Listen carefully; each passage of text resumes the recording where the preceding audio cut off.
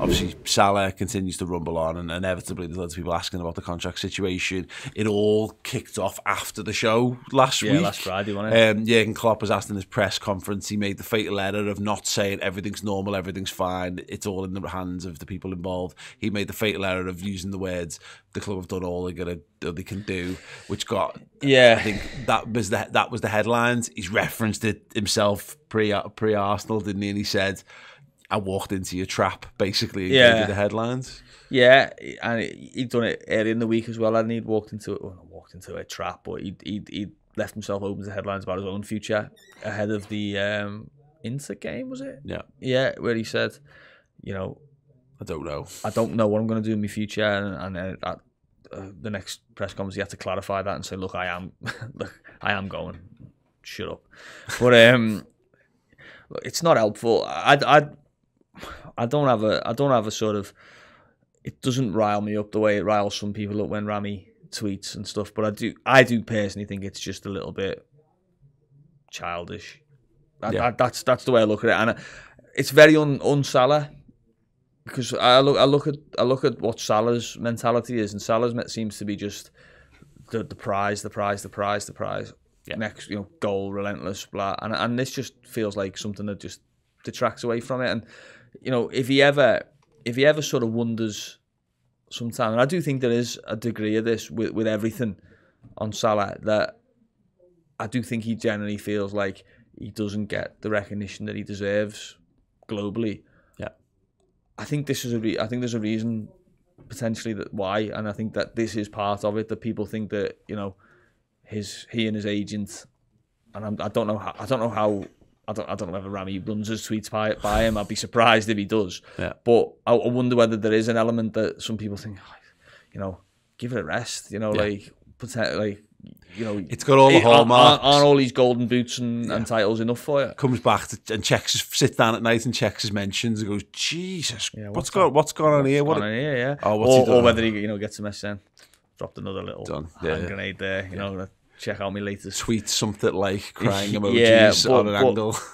It's just a little bit, I don't know, it feels like a little bit of a removal. And look, I could well imagine a situation where Ramy Abbas says, what are you on about? I can't tweet an emoji, Yeah. But and that's the thing. Of course, he knows how it's going to be interpreted. Exactly, and it's the lack of. If that's the case, it's the lack of awareness, and that's a bit of a concern in its own way. But he's done a few of these cryptic tweets this year, hasn't he? Back the one where there's a picture of full stop. There was after he got subbed. There was I hope they're watching. Yeah. There was the picture of them in the room where he's laughing. Salah's laughing, I think, isn't he? And he's on the phone in the background from years ago. Yeah, there was Fabrizio Romano engagement. I think we're a bit bored these days. I think he said didn't need to him in January and stuff. And look, he's got people on strings on social media. I don't think he's got Liverpool on strings. No, is the important element to it. And I think what might have been quite telling. And listen, it's hard to take the social media reaction as everything, but I do think there was a little shift in terms of, I think people sort of, there was generally the people, it's panic, it's blind panic. Oh no, what's going on? Oh, no, he's not. I think there was a lot of people saying, just do one, and I don't think people genuinely think that about Salah in terms of be arsed with But I do think there was an element of again, give it a rest. There does come a point, and it's a very Scouts mentality of like, we'll love you. But if you embarrass us or cause us too many problems, then you get in the bin and we'll crack on with whatever we're doing. It reminds me of a great quote from a lad I know. I won't mention his name. He wouldn't watch anyway, to be fair. But he's from Bootle. He's a Carragher sort of guy. And I remember being in a pub, and Carragher was when Carragher was a player. It was in Bootle, and he was in his club suit, Carragher. And I sort of made the point. I said, well, just mad, isn't it? I said, we're in the middle of Bootle here. Carragher's played in the day, and he's there in the corner. I said, no one's bothering him. And he said, it's Bootle in here. He said, don't make a show of yourself. by saying hello to Jamie Carragher, wouldn't you be making a show of yourself? But I think there is that element of oh mate, conduct yourself in a certain way. Just get on with it. And I did get that sense. Maybe it was just the people I follow, but I did get the sense that there was an element of, so what? Yeah.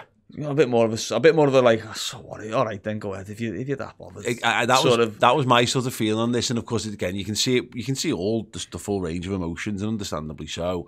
But that's it. And my feeling on this was that they're playing a bit of a dodgy game here, and it's all about reading the room. And I'm not sure that this guy. And look, I don't know how connected Salah is, and maybe even Mo to some extent, is understanding that you might.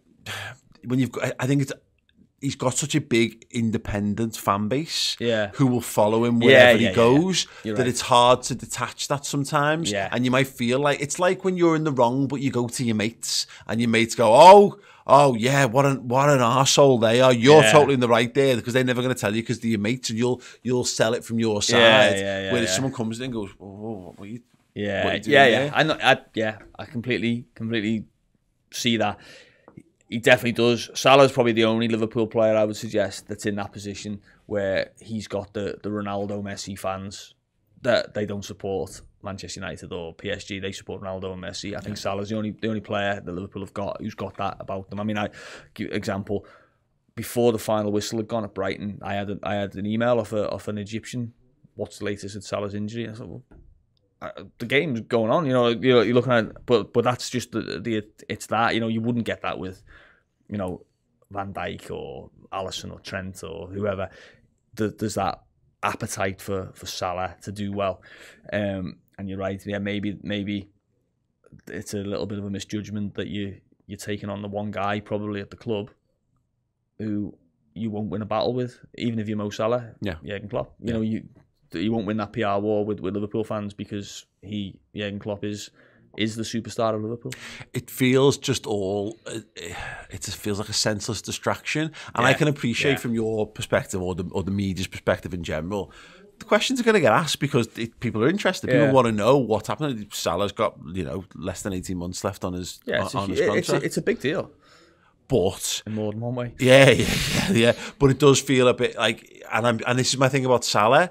I can't imagine that he just feels like so supremely focused on his job that I can't imagine he would be looking to be the one responsible for derailing what's going on. And you wouldn't want to walk into that dressing room, the changes, and be the one who got, because they'd be slaughtering him if they felt he was trying to mastermind something. Yeah, exactly that. And I mean, if you want an example of Mo Salah mentality, then you've had it this week, haven't you? He limps off at Brighton, and you think, well, that's Mo Salah out of the next game at the very least. He probably wouldn't have played Nottingham Forest. So you're thinking, God, that's a big blow.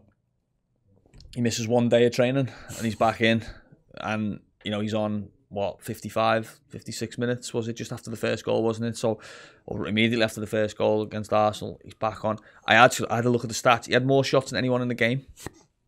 Came on for 35. He should, he is a machine. No matter what you say about him. So Klopp's right in what he says. There's no problem whatsoever with his focus or his mindset, but if you do think that there is an element where I mean, this is just argument's sake. Let's just say it emerges April. He's got a contract lined up with someone, or he's made the decision that he's leaving Liverpool. Blah blah blah.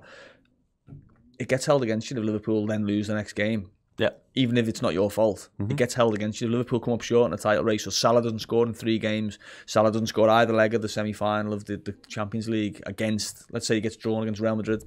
It becomes a thing. Remember Mario Götze with Dortmund and Bayern Munich, and he ended up having to play. Well, I don't think he did play against Bayern Munich, but it was held against him for many years by Dortmund fans that you cost us our Champions League, you cost us our treble. Well, we saw this. Steve McManaman had this. He played his last 6 months at Liverpool under a cloud of is he giving us all here? And and that's the thing. You just can't. And that's why I find it so hard to sort of to square it off. Really, that Ramy's not being a little bit of an uncontrolled X factor in this. But equally, I know plenty of people have spoken to this, and they're like, no, there's no way Salah's. He's basically employed by Salah, so there's no way Salah wouldn't be aware of these kind of things. It doesn't really make sense that he would just go rogue and just be sort of taking on. But because he's his lawyer, isn't he? He's not like I don't know if he's like strictly it's a weird, it's a relationship we don't think we fully grasp. They're obviously very tight. There's no question that they're very tight. You see them at awards dues, and you know, Ramy was tweeting last night. He was watching the game, obviously from some hotel, I think in London. You know, even though Salah wasn't starting, he's still there. So I've heard it described a little bit that he's like a partner that doesn't have any friends. So all his attention is Mo.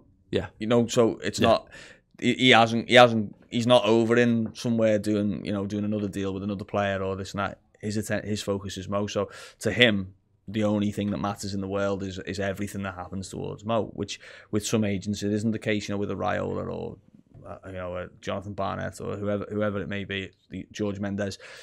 There's a million plates spinning at the same time, and sometimes you don't need to react to what a manager said in a press conference, whereas his sole focus is that. Yeah. And so maybe there is an element of that, but I don't think he goes rogue.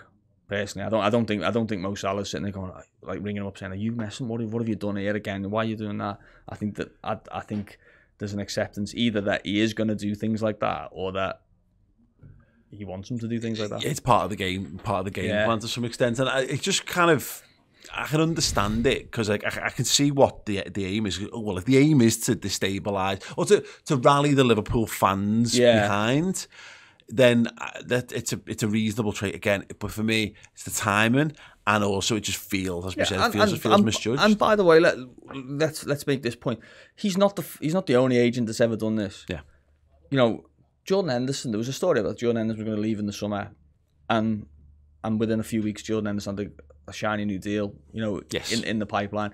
There's been other players. Is it being reported differently, do you think, by the way? Because I've seen a few people saying this, that there's certain institutions who like immediately, Jordan Henderson's like, oh my God, I could leave and all this, and everyone jumped on, go and get this, you know, like there was an outcry for people to get the Jordan Henderson contract boxed. Is Salah getting the same energy behind him? Well, from my perspective, I think I can only think of, I haven't seen anyone write that Liverpool shouldn't give Salah his contract. Yeah. I mean, you know, I might be wrong. I might have missed it. But my piece on the first day of the season after Norwich was give him what he wants. I've written that many times. I believe they should. I'm on record as saying I'm sure.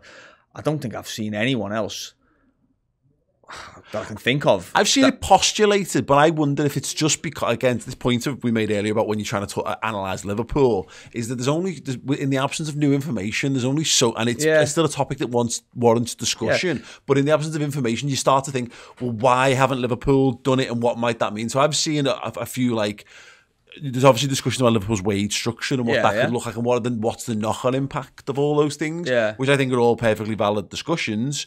But you're right. I don't think anyone's necessarily gone, he needs to sling his hook. You know, it'd be a waste of time for Liverpool to sign him down. I would go the other way. That I would suggest there would have been a lot of discussion on social media of people saying, "Well, don't give Jordan Henderson a new contract." Yes. I know exactly where, in certain corners of social media, where that debate would have taken place, and I imagine it's taken place since.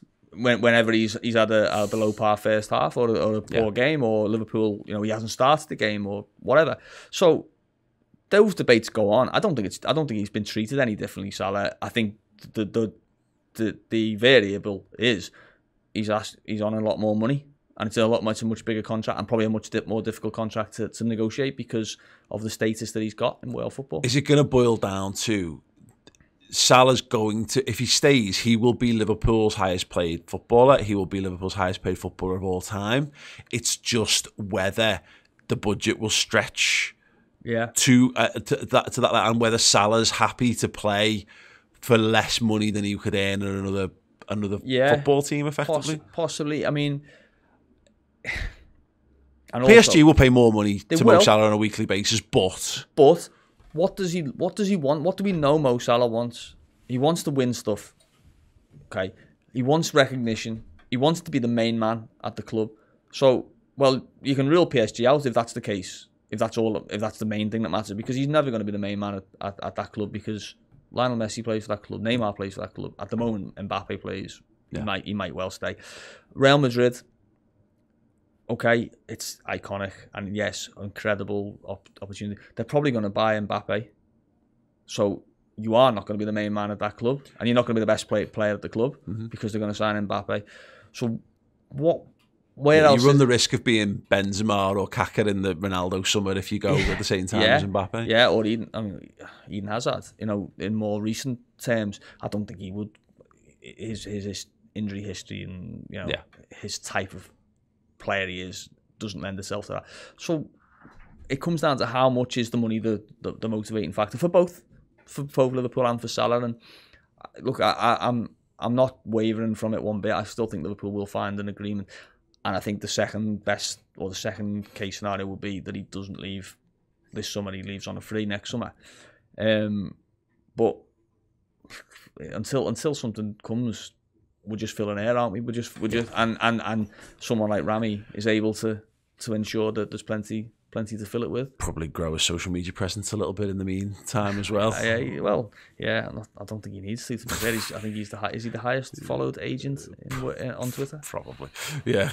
Well, he's done it well. He's managed that. He's got his own style. Put it that way. Yeah. Minimalist. Yeah, absolutely. It's the Paul Joyce approach. Yes, that was just a free segment from this week's Journo Insight show. Check out the full show streaming right now on Redmen Plus, where we also discuss whether Klopp is slightly overly flirting with Gabriel Martinelli from Arsenal. The Reds apparently prepared to offer $6 million a year to Barcelona's Gavi. What next for Divock Origi? And a lot more, including Liverpool looking to snap up a young Scottish winger. Get that show now and every week exclusively over on Redmen Plus. Head to the redmentv.com, join our streaming service and enjoy the content.